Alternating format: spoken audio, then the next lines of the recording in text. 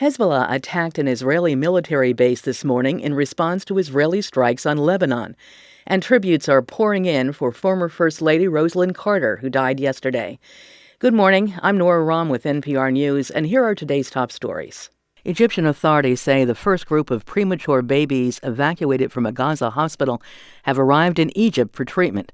The newborns had been removed after a collapse in medical services, partly caused by power cuts when fuel ran out.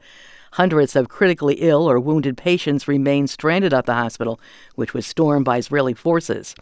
The Lebanese-based militia Hezbollah targeted an Israeli military site with heavy rockets this morning.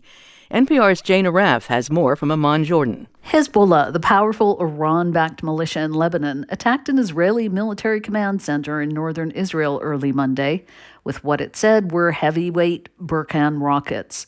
It said the attack was a direct hit on the command center of an Israeli army division based in Baranit near the Lebanese border.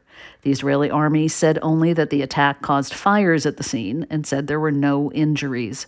Israel said Monday's attack on the military base were in response to its own strikes on targets in Lebanon.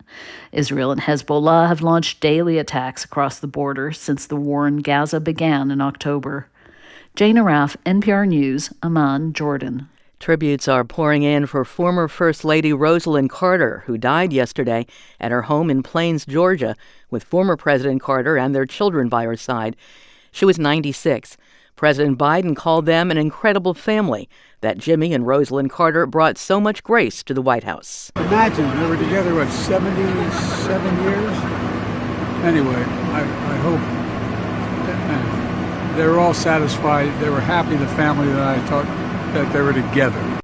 Jimmy Carter, now 99 years old, said she was his equal partner in everything he ever accomplished, that she gave him wise guidance and encouragement when he needed it.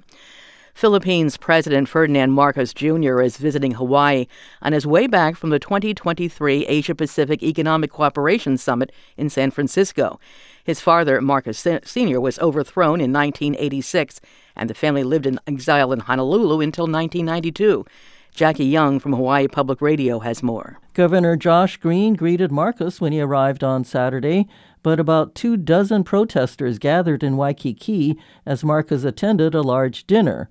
The group held signs, erected an effigy of the leader, and vocalized their anger over megaphones over corruption and human rights abuses during the family's rule. Marcos met on Sunday with Admiral John Aquilino, the top U.S. commander in the Indo-Pacific, and other military officials.